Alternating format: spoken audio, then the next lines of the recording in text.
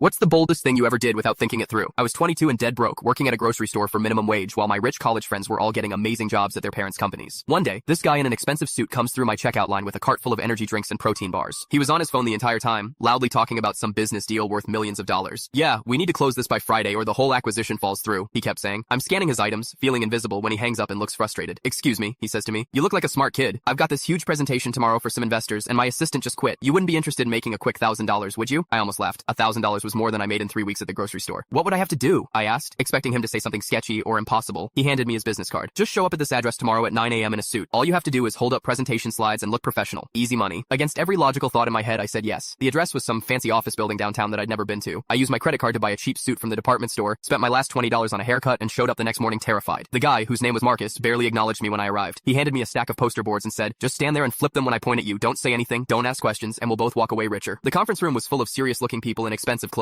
They all looked like they belonged there, while I felt like a fraud in my discount suit. Marcus started his presentation about acquiring some tech company, and I stood in the corner flipping slides like a human PowerPoint. Everything was going fine until Marcus got to slide number 7. He pointed at me, I held up the slide, and suddenly the room went quiet. One of the investors, an older woman with sharp eyes, leaned forward and said, "That's not right. Those numbers don't match what you showed us last week." Marcus looked panicked. He glanced at the slide I was holding, then at his notes, then back at the slide. The numbers were definitely wrong, and I could see sweat forming on his forehead. "Well, that's just a preliminary estimate," he stammered, but the investors were starting to whisper among themselves. That's when I did the stupidest, boldest thing of my life. Without thinking, I said, "Actually, sir, I believe you meant to show slide 7B, not 7A. I had no idea what I was talking about, but I reached into the stack and pulled out a completely random slide with different numbers on it. The room went silent. Marcus stared at me like I'd lost my mind. But the older woman nodded and said, "Those numbers look more accurate. Thank you for catching that." Somehow, I'd accidentally saved the presentation by making up a slide that didn't exist. Marcus played along perfectly. "Yes, exactly. Thank you, Daniel," he said, even though that wasn't my name. For the next hour, every time he looked confused or uncertain, I'd randomly hand him a different slide, and somehow it kept working. The investors loved the presentation. They signed the deal right there in the room, worth $30 million.